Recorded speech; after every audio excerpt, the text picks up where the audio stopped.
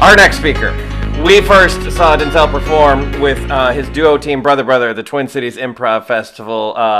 Roland and I were in stitches. The whole room was just laughing our heads off. We looked at each other like, who are these two? We have to know who they are. In addition to improv, Annie mentioned we're actors. He is a prolific theater actor and director. He's directed a lot of things. We're extremely excited to have him here. Denzel Belin, everybody. Denzel Belin. There he is. Hi, it's me.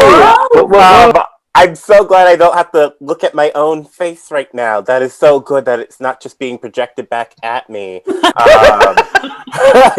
I would just keep looking and being like, I don't know if I'm in frame or everything. Hi, everybody. Elevate the fun, right? We're looking to have the best fun, but I decided to bring it back to the beginning, right? A little bit about me. So I'm currently 27. I'm Black. I'm originally from Seattle, moved to Minneapolis. I identify as bisexual, and I'm in a homosexual presenting relationship. None of that really particularly screams like traditional improv scene, right? I found improv in college by literally asking the one person who I knew attending there what they were doing that night, and they were like, improv. I said, what's that? I followed them, and I was like, oh, it's on a stage. I think I can understand that. And it's been just a wild ride from there. But something that I've noticed when I entered the improv world, and I feel like is a very common thing, is that we get these big, bold concepts thrown at us, and so often they're thrown at us and then they're just like, figure it out, right? And I decided that, especially in the year 2020, when we've been at home, we have this time to think. Enough is enough. We gotta sit down. We gotta think about these things, and we gotta make sure that we're thinking about them in a contemporary way, right? Like the things that worked in the past just don't work. The things that worked even last year may not be applicable today. So that's why I've titled this "Yes and" in 2020. And I mean, I've been this person. I've been this combative person. I remember I took an intensive in Chicago where I believe I got the note, something that sounded like respond less, react more, and my hand shot up so hard, and I said, "What the fuck do you mean by that?" Granted, it was day 4 of an intensive. I had too much improv in my brain, and I was feeling ready to fight. But I really hate this idea of ooh, there's these words, and we're not thinking about them. We're not explaining them. So, as instructors, as leaders, as people who are interested in improv and want to share that, let's start thinking about it and break out of this time bubble. And one of the ones that I love doing is really every other week, I start thinking about what does yes and really mean right now. And I'm going to share with you all my thoughts of what yes and is. And I'll tell you one thing, this influences the way I even teach it. And I don't actually do the exercise where people are say a phrase and then someone says yes and blah, blah, blah, because I don't actually think that's the spirit and the meaning of it for me right now. So with yes and, we'll start with the yes. And for me, yes is just an easier way of saying we're acknowledging the current situation, right? So with improv, we're often building those situations, and that's why we need to be observant and hyper aware.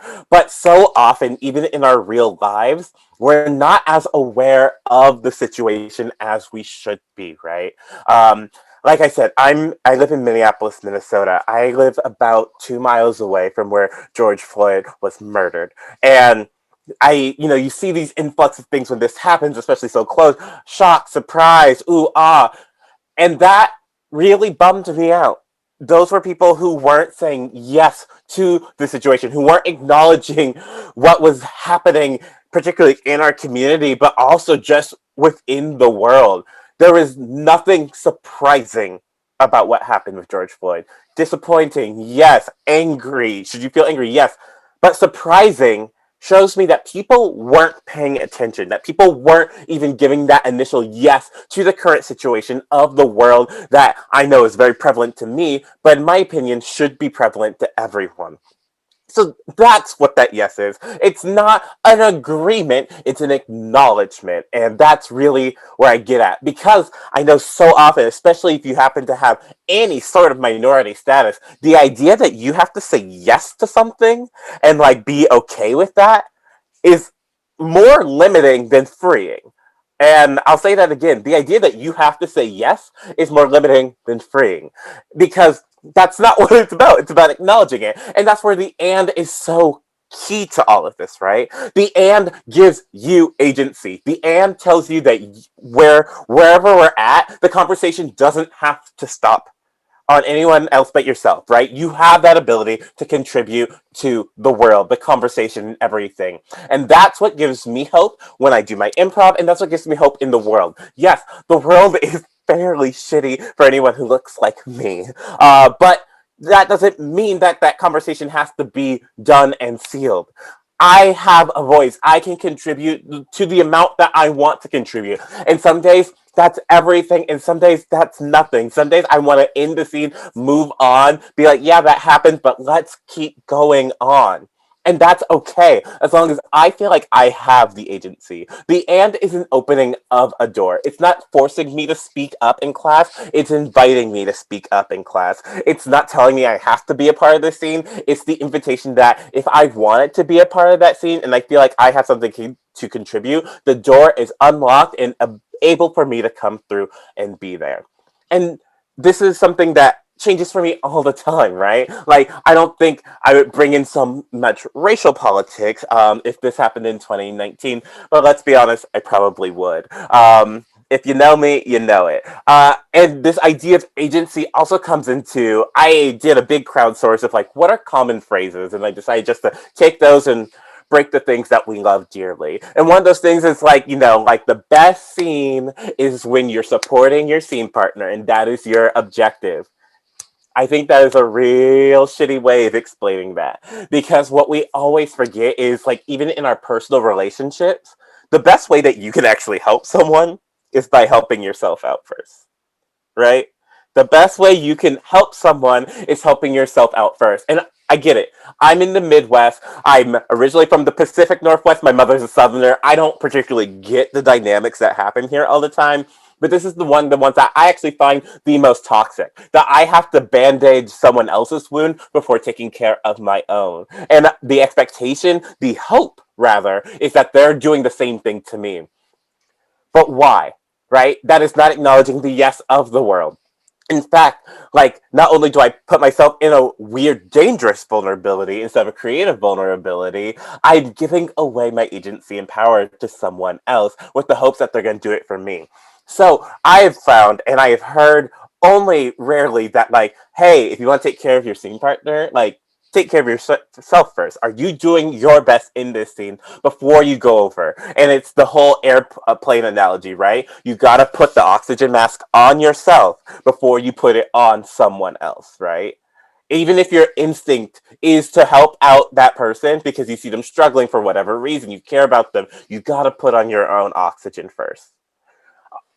And I think sometimes where this also lends into is this idea of like, don't pimp your scene partner, which I feel like actually is the other side of the same coin.